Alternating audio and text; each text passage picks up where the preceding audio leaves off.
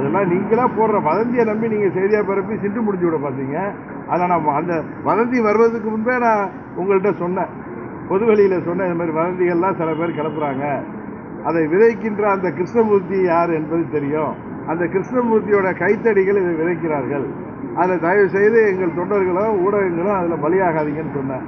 நீங்கள் அது உங்களுக்கு சாதகமாக ஒவ்வொரு தொலைக்காட்சியும் நடுநிலையெல்லாம் தாண்டி அவர்களுக்கு விருப்பங்கள், அவர்களுக்கு நிலைப்பாடு, அவர்களுக்கு அழுத்தங்கள் எல்லாம் இருக்கிறதுனால அவங்க அதை ஒவ்வொரு மாதிரி அதை டிசெக்ஷன் பண்ணி அதில் வர்ற நெறியாளர் ஒரு மாதிரியும் அதில் செய்தியில் வேற மாதிரியும் எல்லாம் பல மாதிரி கேலி கூத்தா வந்துட்டு இருக்கு. ஒரே தொலைக்காட்சியில் செய்தியில் என்னை விஜய் கட்சியை சேர்ந்தவர்கள் வந்து சந்தித்து கொண்டிருக்கிறார்கள் அப்படின்னு பிரேக்கிங் நியூஸ் போடுறாங்க. இப்போ செப்டம்பர் மாதம் 16ஆம் தேதியோ 17ஆம் தேதியோ நானே டிவியை பார்த்துட்டு இருக்கேன். யார் பார்க்க கூட விஜய் கட்சியிலேருந்து வந்திருக்காங்க. அதே தொலைக்காட்சி தினகரன் தான் டிவிக்காக குரல் கொடுத்துருக்காரு, டிவிக்கு அவர்களோட பேசுவதாக தெரியவில்லை.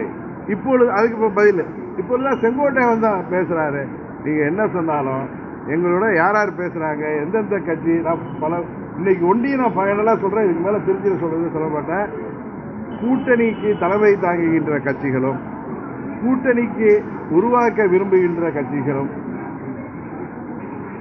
அம்மா மக்கள் முன்னேற்ற கழகத்தை அணுகி நாங்கள் அவர்கள் கூட்டணிக்கு வர வேண்டும் என்பதை இப்பொழுது நேற்றல்ல 5-6 மாதங்களாக நான் என்டிஏ கூட்டணியில் இருந்த காலத்திலேயே சில கட்சிகளும் என்டிஏ விட்டு வெளியேறிய பிறகு கூட்டணிக்கு தலைமை தாங்குகின்ற கட்சிகள் என்னை அணுகி எங்கள் கட்சி அவர்கள் கூட்டணிக்கு வர வேண்டும் என்று எங்களோடு பேசுவது உண்மை. ஆனால் நாங்கள் எந்த முடிவும் எடுக்கல, இத்தனை சீட்டு கொடுத்தா அந்த கூட்டணிக்கு அப்படிங்கிற மாதிரி முடிவும் நாங்கள் எடுக்கல.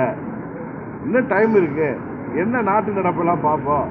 வலுவாக இருக்கின்றதாக சொல்லப்படுகிற திமுக கூட்டணியில் என்ன நடக்குது, அங்கே காங்கிரஸ் கட்சி என்ன நிலைமையில் இருக்கு, அதுக்கு என்ன சீட்டு ஒதுக்கி முடிச்சுட்டாங்களா, விசிகேவுக்கு சீட்டு ஒதுக்கப்பட்டிருக்குதா, மதிமுகவிற்கு சீட்டு ஒதுக்கப்பட்டு அறிவிக்கப்பட்டிருக்கா, கம்யூனிஸ்டுகளுக்கு அறிவிக்கப்பட்டிருக்கிறதா என்பதையெல்லாம் நீங்கள் கரெக்டாக சொன்ன மாதிரி அவர்கள் எல்லாம் சொன்னதுக்கு அப்புறம் அதற்கப்புறம் நான் ஒரு கூட்டணிக்கு போகிறத பற்றி சொல்லுவது அதையும் நீ கனெக்ட் பண்ணிடல. எங்களுக்கு அந்த கால அவகாசம் இருக்கு, கால அவகாசத்துக்காக சொல்கிறேன். அதனால நீங்கள் எங்களை அரெஸ்ட் பண்ணுறதுனாலையோ அவசரப்படுத்துறதுனாலையோ நான் எதுவும் சொல்ல முடியாது. ஏன்னா நான் இன்னும் முடிவு எடுக்கிறது. எங்களுக்கு நிர்வாகிகளோட நான் இன்னும் பேச்சுவார்த்தை நடத்த வேண்டிய கட்டங்கள்லாம் இன்னும் இனிமேதான் வரும்.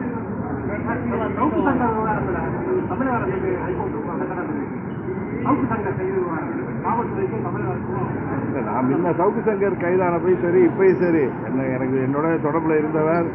ஆனால் அவரு ஒரு அது என்ன சொல்றது, யூடியூபருங்கிற பேரில் யாரு மேல வேணாலும் எந்த அவதூறையும் பரப்புகிறார். உங்களுக்கு சுதந்திரம் இருக்குங்கிறதுக்காக நீங்கள் எதை வேணாலும் பண்ணுறீங்க அப்படிங்கிறது அது தவறு. அவருடைய சுதந்திரத்தை இப்போ நம்ம சுதந்திரம் இருக்குங்கிறத சிக்னலில் ரெண்டு இருக்க போகக்கூடாது. அப்போ தான் அந்த சுதந்திரம் வந்து முழுமையாக நமக்கு கிடைக்கும். அதுமாதிரி பத்திரிகை சுதந்திரங்கிற பேரில் அவர் யாரை பேரை பற்றி எதை வேணாலும் சேற்ற வாரியாக இருக்கிறார். அது அவர் எப்படி இருக்காரோ அதை அடுத்தவங்களை அப்படி பார்க்குறாரு. அதனால் அவர் கைதுங்கிறது அவருக்கு இனியாவது ஒரு பாடம் புகட்ட வேண்டும் என்பது தான் என்னுடைய நிலைப்பாடு. எனக்கு அதுக்காக அவரை சிறையில் அடைச்சிருக்கிறதுல உடன்பாடு இல்லை. ஒரு மனிதன் திருப்பி ஹாபிச்சுவல் அஃபண்டராக இருக்கிறப்ப அவரை திருத்துறதுக்கு வேறு வழியே இல்லை.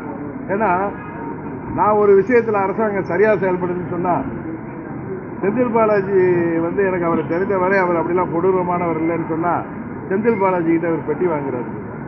இந்த பெட்டி அதான் சொல்லுவாங்க, நம்ம ஊரில் தான் திருட பிறத்து யாரும் நம்ப மாட்டார். பெட்டி வாங்குகிற பழக்கம் உள்ளவர்கள் அடுத்தவர்களை பெட்டி வாங்குறாங்க. அதுமாதிரி ரொம்ப சீப்பாக அவங்க பப்ளிசிட்டி பண்ணுறவங்களுக்கு ஏதாவது ஒரு காலகட்டத்தில் ஏதாவது ஒரு இருக்க வரலைன்னா அவங்க திருந்த மாட்டாங்க. அது திருந்துவதற்கு இது ஒரு நல்ல ஒரு வாய்ப்பாக இருக்குன்னு நினைக்கிறேன்.